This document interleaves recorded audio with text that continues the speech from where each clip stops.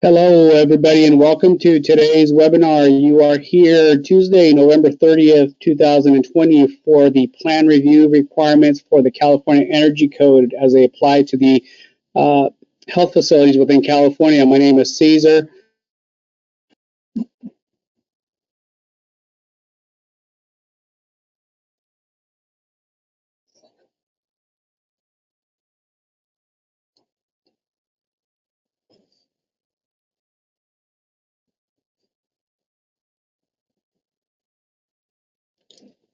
Caesar, we can't hear you. Yeah, we lost Caesar. Hold on, everyone. Will be recorded and put on OSHPA's website along with the handouts. Yeah, and, Caesar, we lost you for most of that. Oh, thank you for that. So again, let me start over again. You are all gathered here to experience this webinar on plan review requirements for the California Energy Code, the requirements of the Energy Code and how they apply to the California's healthcare system and facilities. This is a new requirement as of January 20th, 2020, and the 2019 California Building Standards Code. The California Energy Commission and OSHPAD worked close together to publish these requirements. So you all know this presentation will be recorded and posted on OSHPAD's website along with the handouts. And the handouts, if you didn't notice, they are also on the GoTo webinar control panel available for you to download. You are all here for about an hour presentation with question and answer at the end of the presentation. During the presentation, you will all be muted during the presentation, but you'll be allowed to type in your question into the GoTo panel. So please be sure to keep your questions generic. If you have a specific question that applies to a specific project or a specific instance, feel free to email us at webinarroom@oshpod.ca.gov. Again, that's webinarroom@oshpod.ca.gov. If the presentation experiences transmission difficulties, we will go ahead and log out and then log back in, and you should do the same if you have those types of issues. So today for presenters, we have Mr. Richard Tannehill, Senior Architect and Building Standards Unit Supervisor within OSHPAD. And also we have Bill Gao, Senior Electrical Engineer, also within the Building Standards Unit here at OSHPAD. So Richard, if you're there, it's all yours. Thank you, Caesar. Hello, everyone. Thank you for attending today. This probably won't run a full hour, but we'll try to stretch it out as long as we can, not to bore you, but to get your time in. But we just want to make sure everyone's up to speed on what's required for plan review when it comes to applying the Energy Code. So let me go through some basics first. Okay. This is new to the building code as of, like Caesar said, as of the 2019 cycle.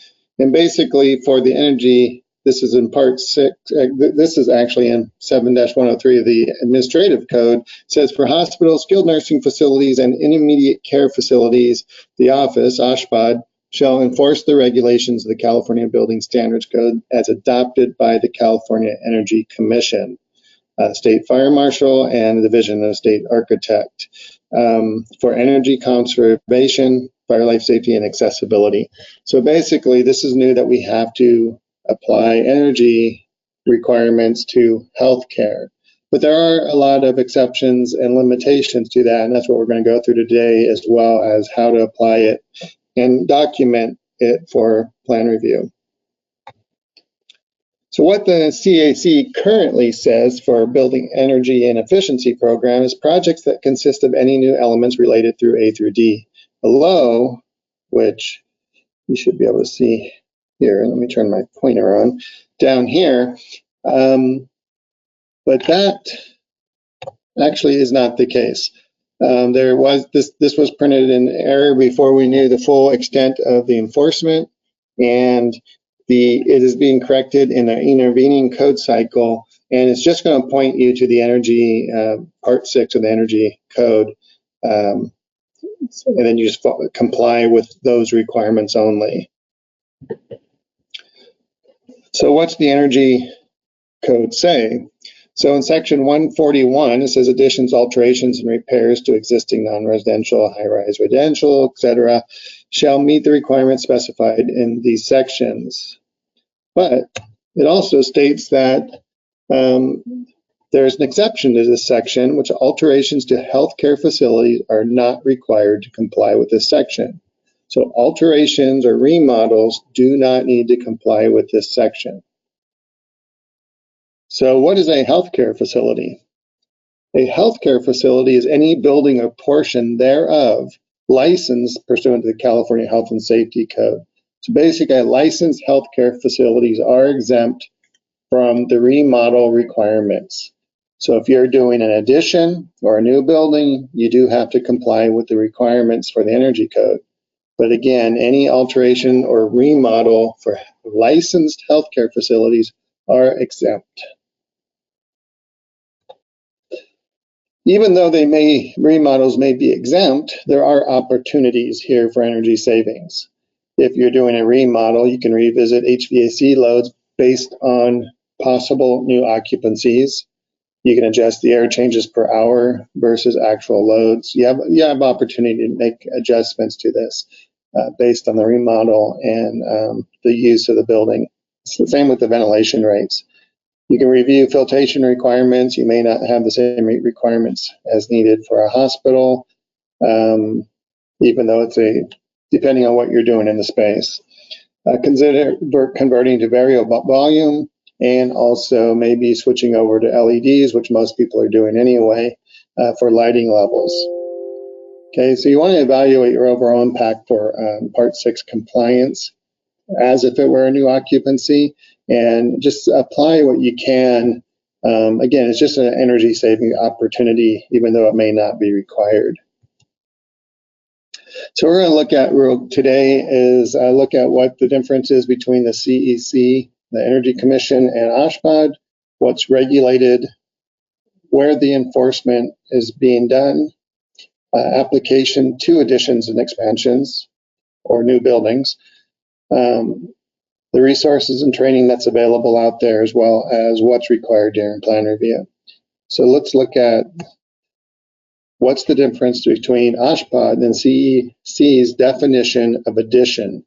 OSHPD states that an addition is an extension or increase in floor area or height of a building or structure. Okay, it's pretty simple. So it's basically you're adding on or building a new building or in addition to the building or an expansion. The CEC states that an addition is any change to a building that increases the conditioned floor area and conditioned volume. It says, see also newly conditioned space. And what's the definition of that? Newly conditioned space is any space being converted from unconditioned to directly conditioned or indirectly conditioned space. So this could be a shell space that was built 10 years ago and now is being built out. That would need to meet the requirements of the CEC's definition of a newly conditioned space, and the energy code would apply to that space. Again, not to the fenestration of the building, but to the components within that space. And we'll look at some examples of that later on. So what's regulated? Again, there are, like I said at the beginning, there are a lot of exceptions to what's going to be required for healthcare facilities, but primarily these 4 areas are what will apply. You have your building envelope, which includes your walls, windows, roofs, floors, and other elements of the enclosure of a healthcare building. So you would have to demonstrate that these elements meet the requirements of the energy code. Mechanical systems limited mostly to minimum efficiency requirements of the equipment, and most controls do not apply. Domestic hot water systems are included, and lighting systems. And again, most controls do not apply.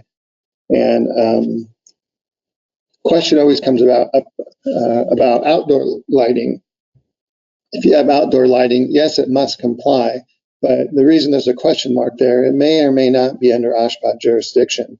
If the power is coming from the building that's powering the outdoor lighting, it would be under OSHPD jurisdiction. But if it's site lighting, like in the picture here, it may be going to local jurisdiction. But either way, you're probably going to have to deal with some level of the energy requirements for that. What needs to be verified for enforcement? Again, you'll see this repeated a lot, those 4 points, but LED lighting, equipment efficiency ratings of equipment, and your building envelope, which would include insulation, leakage, the fenestration, which would be also your glazing type, your percent of fenestration, and the orientation of the building. All these things would need to be verified during the process. So if you don't do health care, you're probably familiar with the commissioning requirements of the energy code, which will be done through different sources. But when we met with the Energy Commission to help codify these requirements for healthcare facilities, they were not familiar with the TIO program and the IOR program that OSHPD uses. And they have put into their code that the plan review, because of the plan review is extensive, that we include exterior assemblies and detailing. We have electrical lighting design specifications, as well as the mechanical systems design and specifications. And there's a lot of energy code modeling already going into hospital designs.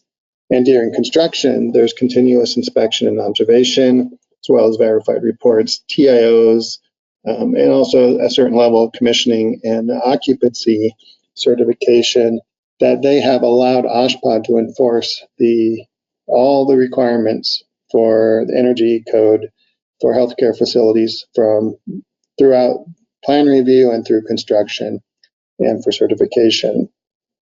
And we'll go through what that looks like in a little bit. But this section that's shown here basically gives OSHPD that authority. The TIO for the 2019 has been revised. Section E or tab E has been added to include NRCIs, which is the certification of installation that would be required. And we'll cover that a little bit more as well. So I'm going to turn this over to Bill for applications to additions and expansions.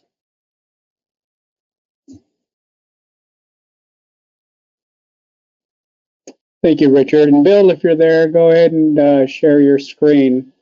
Yep. Thank you, Caesar. There we are. You should see my screen now. So we're going to discuss applications to addition and expansions. And hello, everyone. This is Bill Gow, and I'm a senior electrical engineer at OSHPD. So I'll do my best to cover this material. And I'm sure you'll have some questions, and we'll be able to address those at the end of the presentation. So this is an example of an expansion of an existing hospital. So, oops, nope. Excuse me, wait a second. Laser pointer, there we go. So here's our existing hospital. Here's our new addition, or it could be a build out of an existing shell space. We have a HVAC unit on top of this space. And so what do we have to apply to meet the energy code requirements? The interior lighting needs to meet the energy code requirements. The new HVAC equipment needs to meet the energy code requirements. The building envelope would have to meet the energy code requirement. But since the building is being served, the domestic hot water is being served from the hospital, it's okay as is. It will not have to meet the energy code requirements. So in essence, you apply Part 6 requirements for the new elements serving the newly conditioned space at the time of construction. So we'll look at another example here.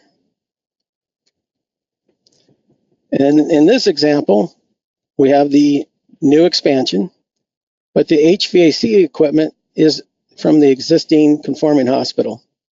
So the new lighting and the envelope will need to meet Part 6. but the HVAC equipment and the domestic water, which is existing, is okay as is.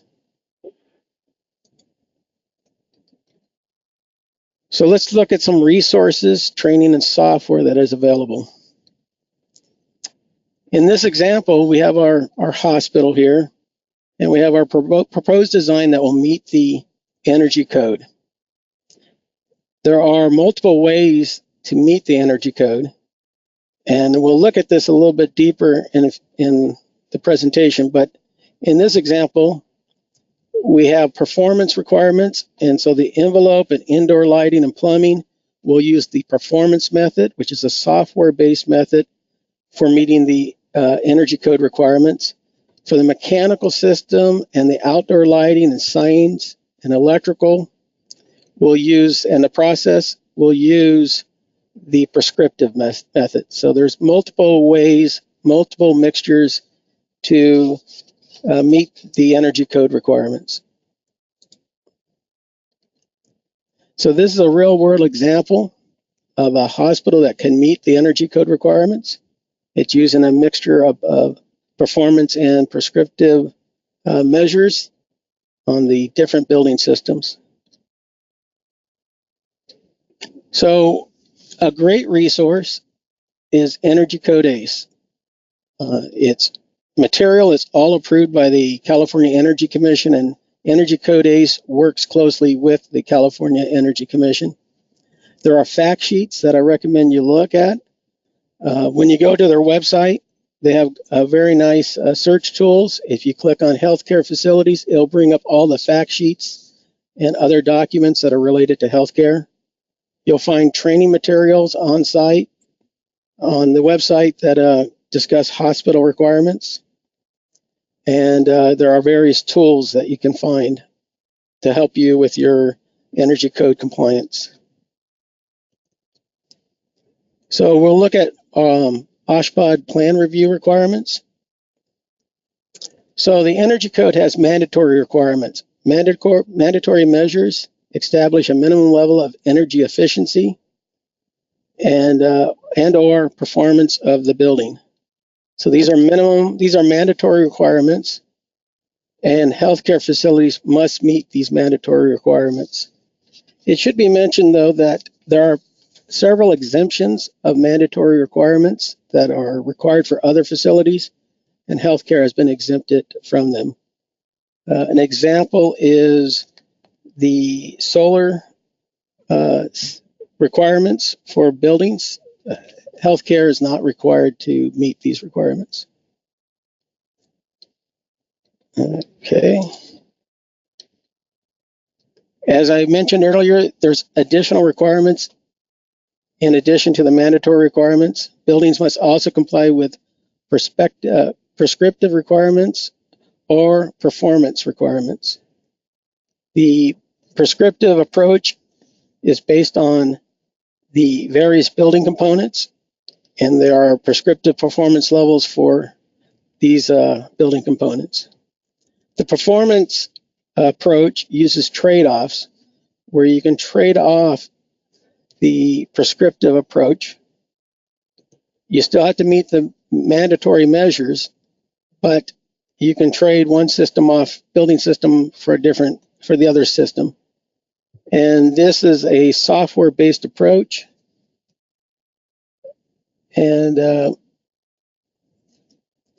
we'll see some more information on other slides here. So the Energy Commission requires non-residential certificate of compliance forms to be completed for your design. Only those forms that apply to building components in your scope of work need to be submitted. And let's look at the different forms. So on this page, you see all the forms that are required. Most projects will always have sign forms, outdoor lighting, and electrical, if these components are used in your project. You'll never need solar ready because solar ready is exempt for healthcare facility. And you won't need the commission form because we use the TIO program for hospitals. The mechanical, performance, and process are forms that you'll likely be using. And you might be using the lighting and envelope and plumbing, but you might be using a performance as opposed to a prescriptive method to meet these requirements. So Energy Code ACE has made a checklist that will help you and OSHPD review your plans. For example, here, we are going to use the prescriptive approach for indoor lighting. The form self-populates when you click on these different boxes. And you can see here that we're going to check to see if your indoor lighting form says it complies. For your performance approach, again, your form needs to say you comply, the building complies. So here is a NRCC form for indoor lighting. You complete this, and it needs to say you comply. If your design does not comply after completing this form, you need to go back and redesign your indoor lighting so that your watts per square foot meet the or below the maximum amount. Here's the performance form, and you can see this box has a project summary. And these are the forms, the prescriptive forms that you're still required to submit, even though you use the performance method. And so for this example, you would still submit the indoor lighting, the outdoor lighting, and the electrical power distribution forms. Again, it needs to say you comply. And Richard, this is where I hand off back to you. Thanks, Bill. While we do that and Richard shows the screen, I do want to remind everybody that you do have the option to type in your question into the go-to panel. So far, we have 3 good questions. So we want to be able to afford you this opportunity to ask questions as it relates to this presentation. So type it into the go-to panel, and if you can't think of a question now, you can always email us at that email address that we gave, and we'll give it again at the end of the presentation. So Richard? Thank you, Caesar. Thank you, Bill. Just want to go back and just kind of highlight a couple things that Bill talked about. Energy Code ACE is a third-party company that has been working with the Energy Commission as well as OSHPD to develop this program. So as Bill mentioned, they're a terrific resource for that. They also provide a lot of training. So go online and check out the training that they offer. They have a lot of stuff recorded, and they have a lot of videos on that. Also on the checklist that we're looking at, these are also provided by Energy Code ACE, and they all are interactive. So as you fill out this information, depending on what you're doing, the documents will expand and provide the requirements that are needed as you work through this. This slide here shows, so it says at level number G2 that all NRCC documents are printed on the plans. That's the key to plan review. These forms must be copied and printed on your plans, on your construction documents. And we'll go through the whole list of what's required for that. But we get a lot of questions all the time. How do you show compliance? How do you know this is good? Now, OSHPD's not going to go through and check your calcs on your energy, but they are going to check your forms, that the required forms are provided, and that you have appropriate and corresponding NRCIs, which is your certificates of installation, on your TIOs are also applicable and are checked off. But really important here that all of these need to be on the plans.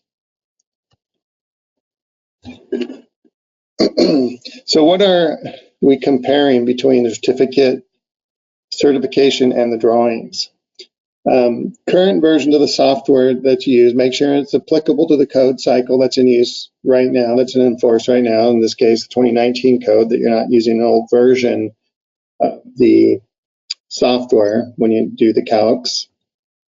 We'll also be checking that the square feet are on the same drawings and match the certification of the NRCCs that were submitted for review, and that the glazing percentages are the same as on the drawings. Also make sure that the number of floors is the same. I mean, this sounds pretty obvious and basic, but we will have a 4-story building come in and the calculations or the NRCC says 2-story. So that's stuff that we pay attention to. Moving on, we verify the forms that must be on the plans are on the plans using the checklists. And we verify the certification correlate to what's on the TIOs. As I mentioned earlier, the NRCIs must match the NRCCs that are on the documents. And we verify the window U factors matching drawings and specifications, as well as spot check the details. Do wall roof details match what's being declared in the energy calcs and forms?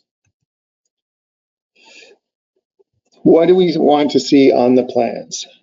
As I mentioned, the NRCC forms that state that they comply with the design must be on the plans. Typically, these are in the mechanical drawings, but they can be wherever you want to put them, but make it clear if they're grouped together, if they're separated, we should have some way of finding them easily so that we're not wasting the review time just looking for documents, because they can be spread out pretty thin sometimes.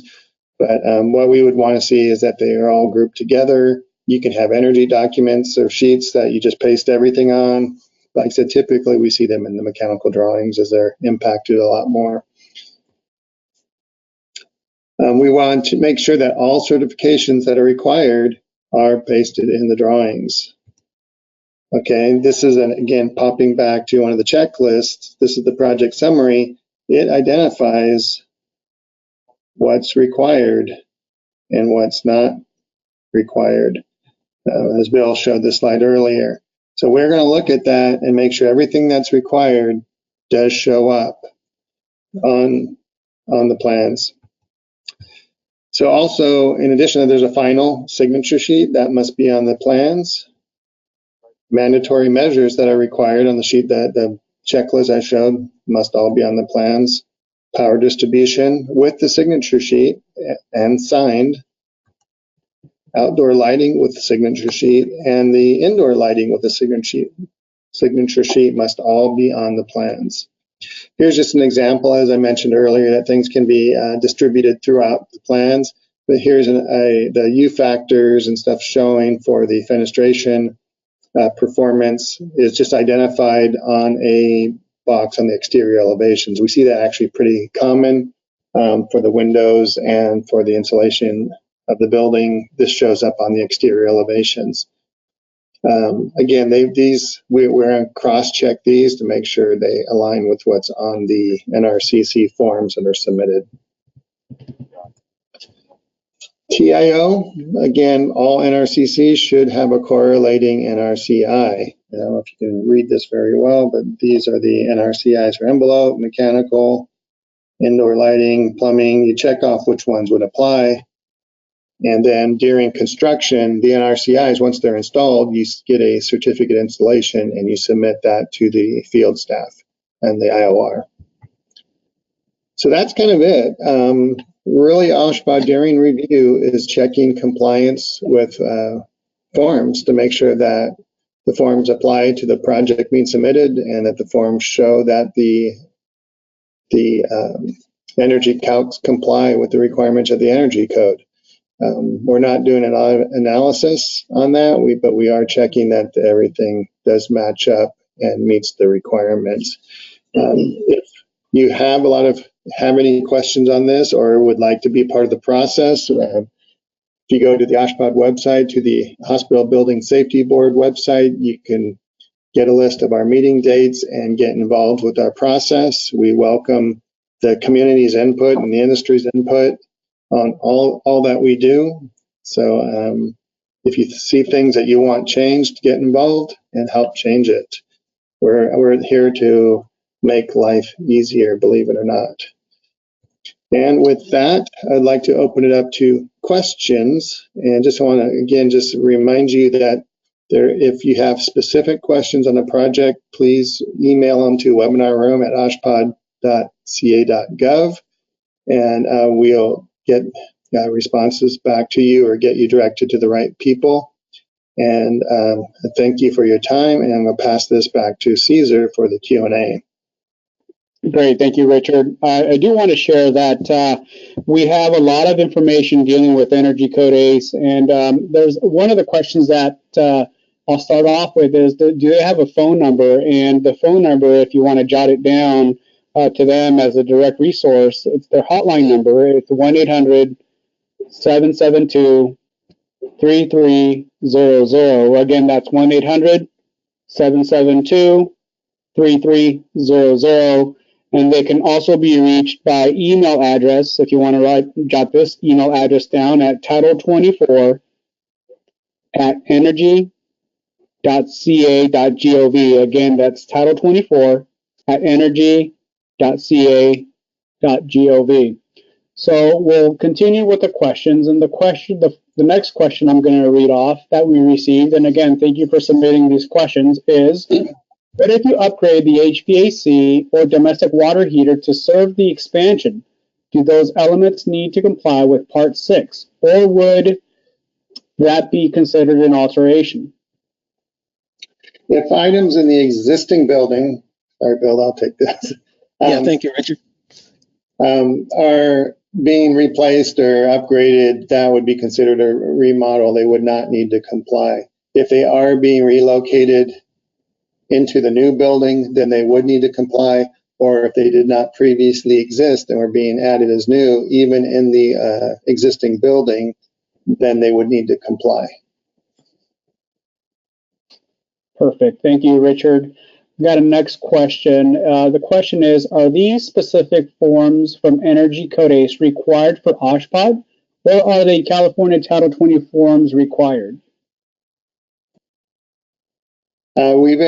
Basically, it'd be similar to a TIO. We don't require a specific form be submitted. These are just good examples of what we would want to see.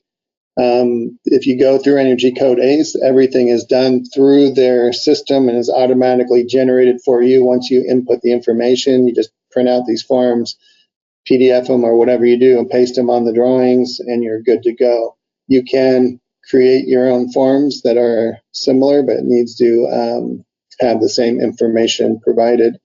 Again, our TIOs are the same way. We provide them for you to use, but you can create your own if you choose to. Perfect. Thank you for that. Next question is, if you have a 4-story building but only changing one floor, do you list 4 or 1? If you have a 4-story building and you're remodeling it, you're exempt from these requirements and you don't need to worry about it. If you're doing a shell space on that, it's still a 4-story building, but you're only going to be concerned with the items going into that space. So you wouldn't need to worry about the fenestration at that point. If you're filling in a shelled area, you would only look at the loads serving that space, the heating loads, or anything, the water, the lighting on that floor. Perfect. Bill, if you're there, this question might be for you. The question reads, if we are under 0.65 watts per square foot on a lighting retrofit, not replacing the fixture, is this exempted from NRCC and the prescriptive approach? Yeah, so this is a relamping is basically what we're talking about, or a LED conversion of a existing light fixture, troffer. And since it's a remodel, it's not under it's part of the exemption and not required to meet the energy code requirements. Perfect. Thank you, Bill. Again, and I want to remind everyone, if we're answering these questions and it's still unclear, feel free to email us or type in the question again and ask for further clarification. Richard, this next question is for you. The question reads, a project is capturing existing parking space underneath a patient care floor, but not increasing the footprint of the building. Does a new exterior envelope enclosing the former parking need to comply with the energy code? If I'm understanding the question, you're creating a new conditioned volume of space, and in which case it would.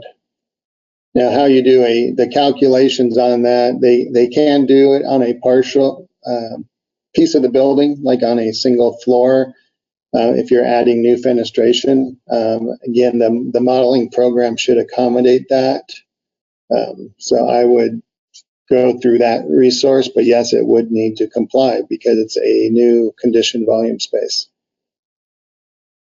Great, thanks, Richard. Got another question for you, Richard. Numerous OSHPD 3 facilities are established in suites or portions of freestanding non-residential/commercial buildings fully subject to the energy code. What is a practical way of presenting and achieving compliance with the energy provisions in these instances? There's a lot of variables there. Again, you're remodeling it as a licensed facility. It would be exempt from these requirements. But if it was an unlicensed clinic space, you would need to comply with the requirements of that space. Again, it's going to vary on, are you going to have your own air conditioning or heating HVAC unit serving that space? There's going to be a lot of factors to be considered. These would be most likely reviewed by the local reviews if they're not non-licensed clinics. The local jurisdictions would be reviewing them and could walk you through that.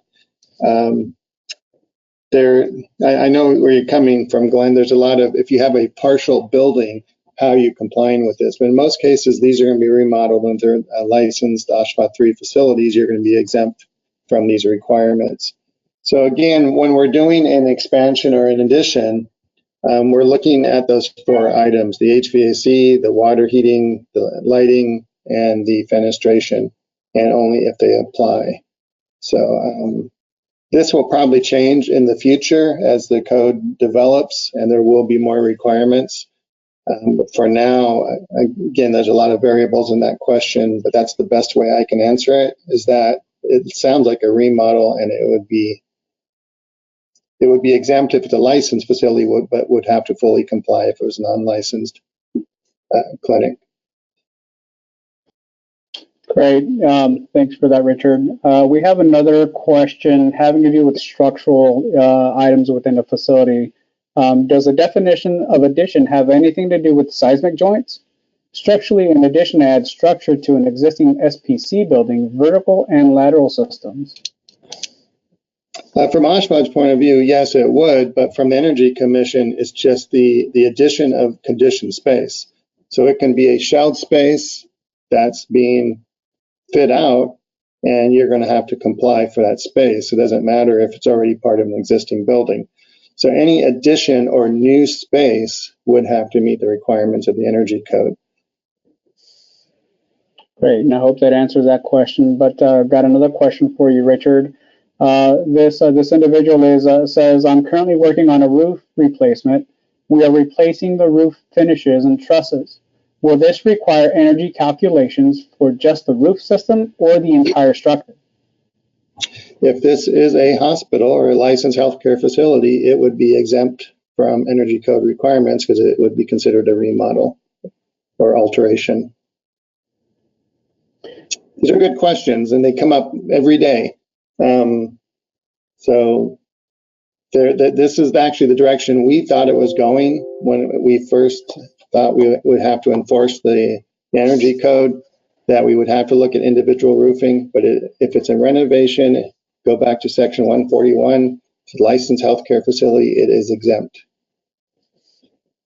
Great, and I want to read off this question because it might be asked again or people might be wondering it. And the question is, will these slides be made available? And we did mention at the beginning of the presentation that the in the go-to panel, if you look at the on the panel and towards the bottom under the handouts tab, you'll find that we provided this presentation in a handout form for your use and download. So feel free to download it as we're sitting here during the question and answer portion of the presentation, or you can wait and we will go ahead and post it on our website as well. If you want to go ahead and email us at webinarroom@oshpod.ca.gov, we will also we would be happy to send that to you as well. So continuing on with the other questions, Richard, I have another question that says, I believe envelope/architectural is regulated as well, but did not see much discussion about it today. Could you clarify or comment on that? We did talk about the envelope of the building. Yes, it's regulated if it is an expansion, a new expansion or a new building. It would be regulated and would have to comply with the Energy Code Commission requirements in Part 6. Again, we're kind of telling you what's required to get it through plan review for what documentation. We're not telling you how to design it or what the requirements of the design would be, because to be honest, we don't. That's going to vary project by project. But we would want to see the NRCC forms for the shell have to be filled out and included with the project if it's an expansion or a new building. Perfect. And thank you for these questions, everyone. Keep them coming. The next question reads, does a replacement of a failed cooling tower fall under the CEC requirements? No. It's a replacement. That's maintenance. Okay. Next question. Are OSHPOD 1 and 2 buildings exempt from the requirements of Cal Green, Title 24, Part 11?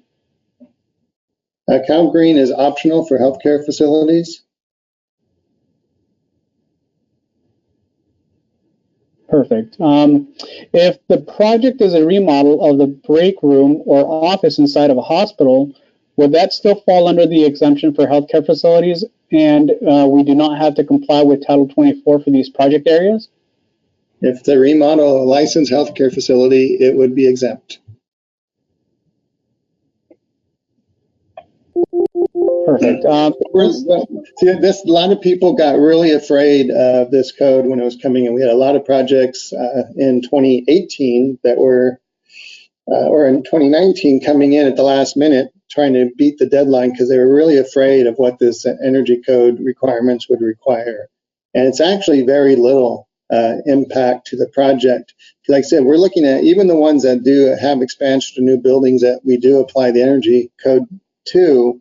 There's really those 4 items, you know, the HVAC, the lighting, the water heating, and the building envelope. And to be honest, a lot of the stuff has to comply anyway. HVAC units you cannot purchase in California unless they comply. So there's a very little impact to what you're doing. There's just unfortunately, there's a lot of confusion around it. So hopefully this helps clarify some of that confusion, because these are good questions. So like Caesar said, keep them coming. But hopefully that helps. And this next question might fall under the same type of answer, Richard, because they're asking is if a failed air chiller needs to comply as well. Yeah, if it's being replaced, it's a remodel or an alteration or a maintenance. It does not need to comply. Now there may be requirements when you purchase it that's going to comply. Meet those. That would be it. So why do OSHPOD 3 licensed buildings require full energy code compliance, but not hospitals? The point of this person's question is HVAC.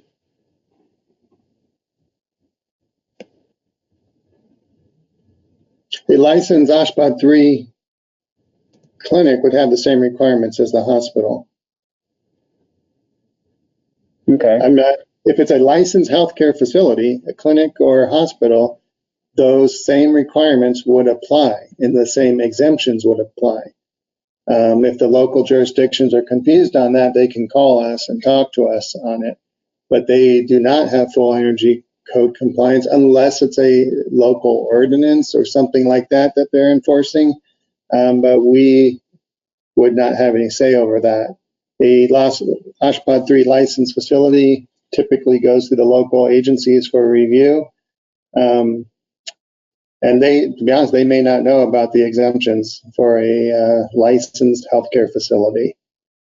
So again, this does, especially when you get into clinics, this really crosses a blurry line about what's going to be required.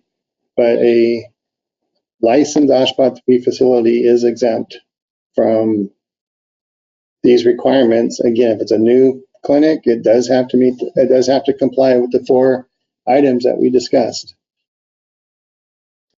Richard, what about a change of use space in a project? Are energy calcs required for that project? No. A change of use in the same shell would not trigger energy requirements. It would trigger a lot of code compliant issues to be upgraded, but energy would still be exempt. Another item is the OSHPD 1R buildings. If you sat through some of our seminars on that, you know that these are buildings that are acute care have been removed from. They're old hospital buildings. They stay under OSHPD jurisdiction. Acute care is removed from them, and the use is changed to either clinic space. It could be psychiatric, skilled nursing facility, offices. There's a myriad of uses that building can be used for. Those are still considered hospital buildings under the license and are still exempt as well. What about an existing vacant acute care patient wing with beds in suspense for a remodel to reoccupy this wing? Is this considered exempt? Is there a question on that here? Are you making that one up? No, it's a question. The question reads exactly how I read it. It says, what about an existing vacant acute care patient wing with beds in suspense for a remodel to reoccupy this wing? Is this considered exempt? Okay, I was just stalling for time. I like to read the questions as I'm going through this. An existing vacant acute care patient wing that's in suspense, it still lies under the license. It is a remodel. It's still under OSHPD jurisdiction. It would be exempt. Now, if you're adding a new wing to that hospital, then that new wing would need to comply. If you're remodeling it, it's still under the license of the hospital. It is exempt. Great, Richard. Thank you for that. What about, let's see, are OSHPD 3 MOBs considered licensed healthcare facilities where alterations would need to comply with Part 6 requirements? An OSHPD 3 medical office building would be most likely be considered licensed and would be exempt. Again, when you have a clinic, the OSHPD 3 requirements are there if they want to get them licensed. There's a certain level of construction that is required to get CMS funding by the federal government, and that's what CDPH is tasked with surveying and enforcing. So that's why the OSHPD 3 level is there. It's to get that license so they can get reimbursements or to do different types of functions within that, and they become licensed facilities. They are exempt. You can have a MOB that is not licensed, and that would not be exempt and would have to be full compliance with the energy requirements. So, Richard, what about the conversion of space use again? So, and this may be the same answer you already spoke about, but or shared. But the question is, what about a storage space that is now being converted to an occupied space in a licensed healthcare facility? Will this be considered a shelved space that is being converted, or is this a remodel? No, it's not a shell space because it's a existing storage space that is now being converted to an occupied space. So it is considered a remodel. Shell space would be a true shell space where it's just concrete floors and up to the structure above. And you're now conditioning that space. And actually with a shell space, there's not going to be a lot of requirements other than lighting and possibly some HVAC if you're adding a new unit to service that space. But most likely the HVAC units already exist and the water heating already exists. The fenestration is already there. So you're only really looking at lighting for a shell space. Great. I do want to share with everyone that we truly appreciate the questions coming in. We do have about 9 minutes left, so we're going to go try to get through these as quick as possible. So if we don't read off the question and your question doesn't get answered, please feel free to email us at that email address, webinarroom@oshpod.ca.gov. And thank you, Bill and Richard, for being patient and providing these answers. So the next question is, it was mentioned that CalGreen is optional for healthcare facilities. Is that for even new buildings and expansions? Currently, yes. Perfect. What about the OSHPA 3 program? It says, the question reads, OSHPA 3 program is typically in B, quote unquote, occupancies, which are mandated by CalGreen.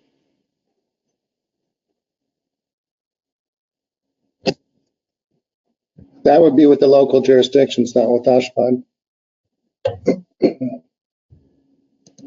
Perfect. Next question is the California Title 20. That may sound like a cop-out answer, but if the local jurisdictions have different requirements, that's not being enforced by OSHPD just because it's a clinic space that they're enforcing the green requirements. Local jurisdictions can have more strict requirements, but they just can't go less strict. So sorry for interrupting you, Caesar. No, that's quite all right. I got a more of a fundamental question here for you, Richard. The question is, what does it mean, licensed hospital, OSHPA 3 building? There's another question similar to that about how do you know if a facility is licensed or not. The licensing is done through CDPH. And again, there's various reasons a facility would be licensed, but primarily it's a way for them to get reimbursements through CMS and Medicare, sorry.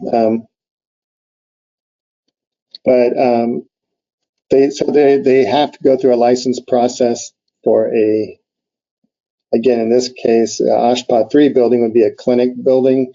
There's different types of services which would be in that building. It can be surgery, it can be dialysis, alternate birthing centers, psychiatric counseling type situations. It can be primary care buildings. And again, they do not all have to be licensed, but if they are, that's primarily the reason they are. So if you're doing a OSHPA 3 building or a clinic building, advise your client right away if what their intent is with licensing. I probably get a question once a week about a facility that was trying to get a license that they did not do plan review for in OSHPA 3. I mean, it's kind of off topic here, but basically all hospitals have to be licensed as well as SNFs. OSHPA 3 clinics, it is a owner's choice. Great, thank you for that, Richard. And Michael, that may have answered your question as well. So, Michael, if you still need further clarification, again, reach out to us and answer send us an email. We'll go ahead and answer that for you. We'll provide further clarification. Bill, if you're there, this question might be for you. The question reads, California Title 24 for lighting includes a lot of lighting control requirements. Will you speak to how the control requirements relate to OSHPD projects? Yeah, so we're talking about the mandatory lighting requirements, lighting control requirements in 130.1. And this is indoor lighting requirements. Many of the indoor lighting requirements are exempt, like multi-level lighting controls is exempt for healthcare. The mandatory area control has some exemptions for patient bathrooms and for security rooms for psychiatric units. One that is not exempt from for hospitals is automatic daylight controls. That's the main one that is not exempt, but most of them are exempt. So review those things and those requirements in the energy code, and you will find usually terms like exception, healthcare not applicable or exempt for healthcare. Again, I also would recommend that you review a document at Energy Code ACE called What Changed in 2019? Non-residential, high-rise residential, hotel/motel. And the last 3 pages of that document is a good summary of the exceptions for healthcare. Caesar, if I may, there's a question that's coming up a lot about OSHPD 3 licensed clinic being exempt. I have changed. I'm assuming my screen is still being shared. This is where the exemption comes from. This is for remodels and alterations and repairs. And this may not be answering the question fully. This is where it's stating that alterations to healthcare facilities are not required to comply. If, again, the requirements for healthcare facilities that is being enforced is this. Again, if the local jurisdictions have more strict requirements requiring OSHPA or Cal Green or other requirements, those requirements would still need to be met through the local jurisdictions. It's not something that OSHPD is enforcing, and it's not under OSHPD jurisdiction. So hopefully, I mean, it's not a solid answer because there's a lot of variables in that, but this is the requirements for licensed healthcare facilities. These are the requirements for expansion or new construction. Perfect. No, that's perfect, Richard. That may have answered Mark and Matt's question on OSHPD 3 licensed clinics as well. So thank you for that. And we do have about 2 minutes left, and want to remind everyone, Richard, Bill, if you're done, I'll do some closing comments. I want to remind everyone that if you have a specific question for a specific project, and you still need help or clarification, or maybe need pointed in the right direction, give us an email or shoot us an email at webinarroom@oshpod.ca.gov. Again, if you have a specific question or a specific concern. Also, feel free to download today's presentation on the Go-To webinar panel. It's a handout of this presentation, and this presentation, and hopefully as soon as we get it converted, we'll post the presentation on our webinar page on our website. So just so you know, if you don't know, you can sign up for our OSHPD's mail server list to receive notifications on notifications, field tips of the day, webinars up and coming, by logging onto our website at oshpod.ca.gov, and on the upper right-hand corner, there's a link to subscribe to the listserv to do that. So we will be having up-and-coming webinars presented by the Building Standards Unit. We will have the 2019 Intervening Code, which will be in 2 sessions, one in January and one in February. And we're also going to be presenting the Accessibility CAN 2-11B. Those dates are going to be determined here soon. So sign up so you can get a notification of when we're doing that. And if you are interested at all in reviewing some of the past webinars that BSU has put on, we've put on collaborative review and construction and phase plan review per PIN 50, the remodel CAN, 2-102.6, equipment anchorage per pin 68, and updates to the 2019 Building Standards Code. So with that being said, we want to go ahead and thank you for joining us today, and thank you for doing your part in providing access to safe, quality healthcare environments. So stay healthy and stay safe.